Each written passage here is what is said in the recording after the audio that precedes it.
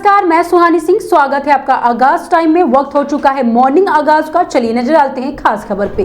खबर संभल से है। मुहर्रम से पहले पुलिस प्रशासन ने शांति और कानून व्यवस्था बनाए रखने के लिए सख्त गाइडलाइन जारी की है। सदर कोतवाली में एसएसपी राजेश श्रीवास्तव और आईपीएस आलोक कुमार भाटी की अध्यक्षता में हुई पीस कमेटी बैठक के बाद यह निर्णय लिया गया है। अधिकारियों ने लोगों से आपसी सौहार्द बनाए रखने की अपील की है।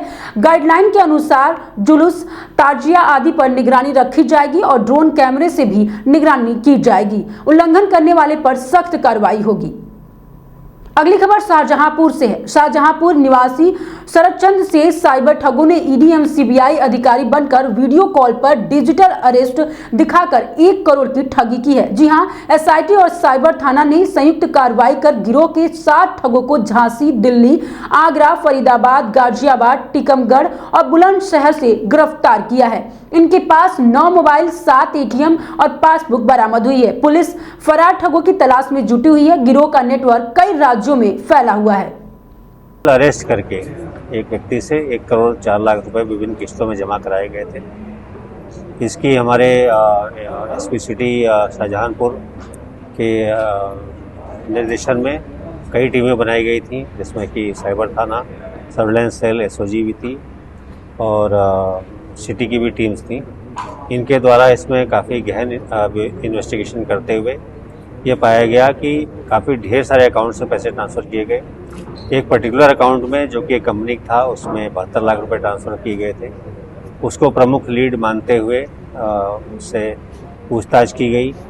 ये निकल के आया कि जो इसके मास्टरमाइंड हैं, उनके द्वारा टारगेट्स अपने चुने जाते हैं, लेकिन टारगेट से जो पैसा मिलने वाला है वो किस अकाउंट में डालना है, ऐसा एक डेटा बैंक अपने पास रखते हैं। कॉर्पोरेट अकाउंट्स भी हैं, प्राइवेट अकाउंट्स भी हैं।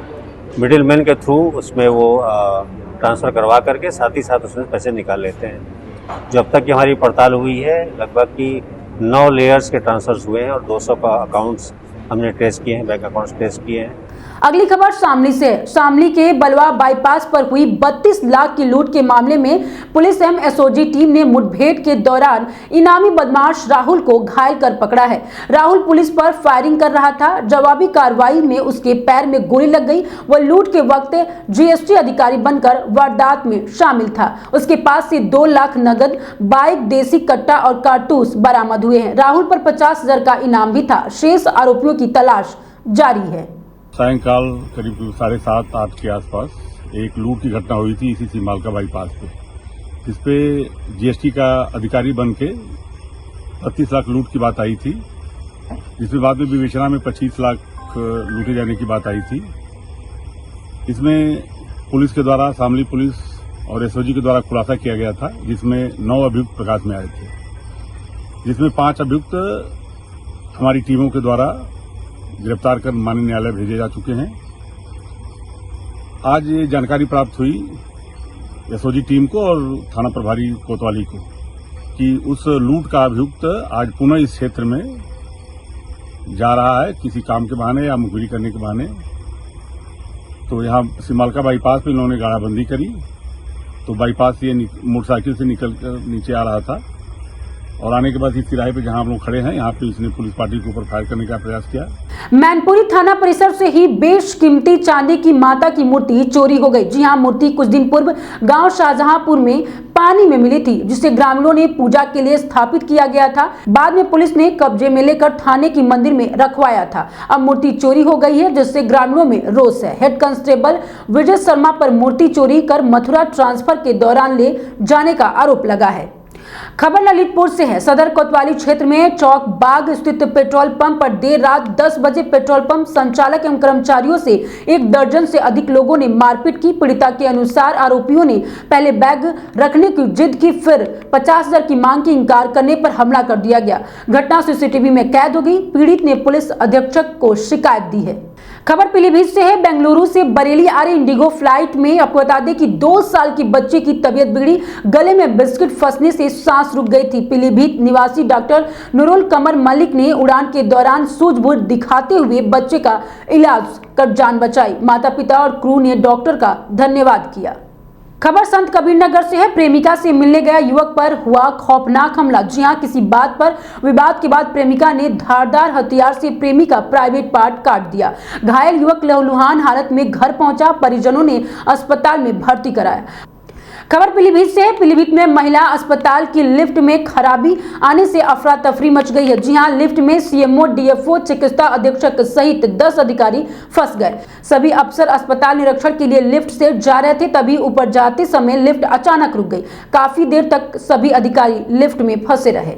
खबर मुरादाबाद से है। पूर्व सपा सांसद डॉक्टर एसटी हसन ने कोविड वैक्सीन पर आई रिपोर्ट को लेकर आईसीएमआर को और स्वास्थ्य मंत्रालय की सराहना की है। उन्होंने कहा है कि यदि रिपोर्ट में कोविड से मौत नहीं बताई जा रही है तो यह खुशी की बात है। हालांकि उन्होंने सवाल उठाया कि कोविड के बाद कार्डियोमायोपैथी के मामले अचानक क्यों बढ़े हैं। इसकी भी जांच और वजह स्पष्ट की जानी चाहिए।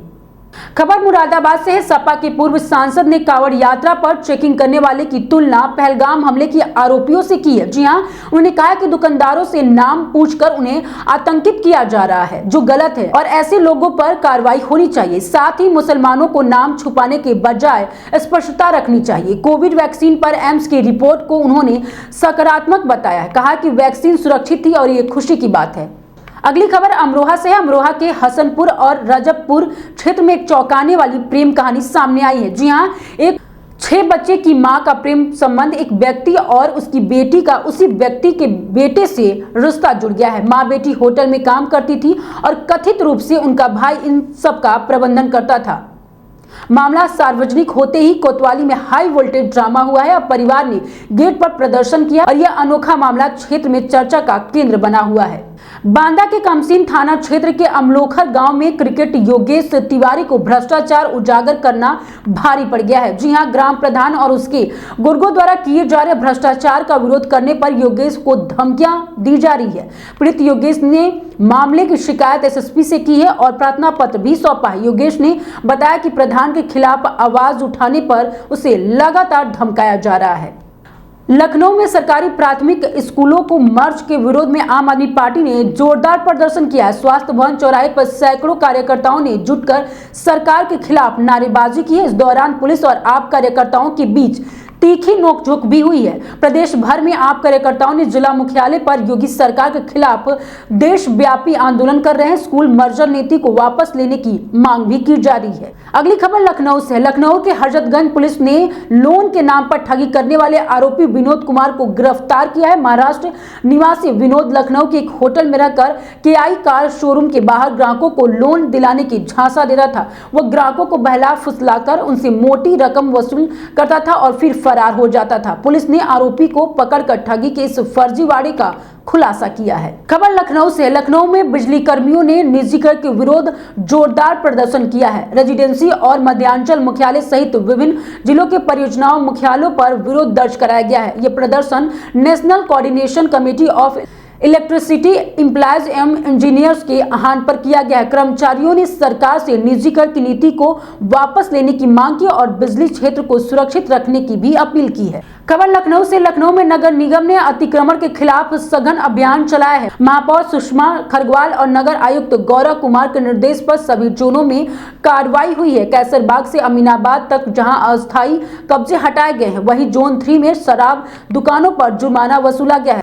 खबर लखनऊ से है। लखनऊ में गरीब बच्चों को आरटीआई के तहत एडमिशन न मिलने पर बड़ा मामला सामने आया है। डीएम और बीएसएस ने कई निजी स्कूलों की मान्यता निरस्त करने की सिफारिश की है। इस पर सपा नेता दारा सिंह यादव ने सरकार पर हमला बोलते हुए कहा कि डबल इंजन की सरकार शिक्षा व्यवस्था में पूरी तरह से फेल है और उसे अपनी सरकारी स्कूलों पर भी भरोसा नहीं रहा है। और वो स्कूल के जो संचालक हैं वो मुख्यमंत्री जी के करीबी हैं, इसीलिए उनकी मान्यता रद्द नहीं की जा रही है। गरीबों के बच्चों को पढ़ाने के लेकर कई बहाने किए जा रहे हैं, मगर मैं ये बता दूं कि जो डबल इंजन की सरकार है उसमें जो उत्तर प्रदेश का इंजन है वो धुआं फेंकने लगा है और 27 में जनता भी इस धुएं को बदल के वो को पढ़ाने का काम करेगी। खबर संभल से। संभल में अपराधियों पर लगातार कार्रवाई जारी है। थाना बहजोई पुलिस ने आधार डेटा पर फर्जी संशोधन करने वाले अंतर जनपदीय गिरोह के एक सदस्य को फिंगरप्रिंट बनाने के उपकरण सहित गिरफ्तार किया है। एसएसपी दक्षिण अनुकृति शर्मा के नेतृत्व में हुई इस कार्रवाई को बड़ी सफलता मानी जा रही है। खबर वाराणसी से है। वाराणसी में अब कम नामांकन वाले प्राइमरी स्कूलों को बंद नहीं बल्कि निकटवर्ती स्कूलों से जोड़ा जाएगा। डीएम सत्येंद्र कुमार ने बताया कि जिन विद्यालयों में 5 कक्षाओं में केवल 15 से 20 छात्र हैं, वहां संसाधनों का सही इस्तेमाल नहीं हो पा रहा है और ऐसे में सरकार ने युग्मन प्रक्रिया के तहत इन्हें नजदीकी स्कूलों के साथ मर्ज कराने का फैसला लिया है। इसके लिए पंचायत विद्यालय प्रबंधन समिति और अभिभावकों से सहमति ली जाएगी। मॉर्निंग आगाज में आज के लिए सिर्फ इतना ही। देखते रहिए आगाज टाइम।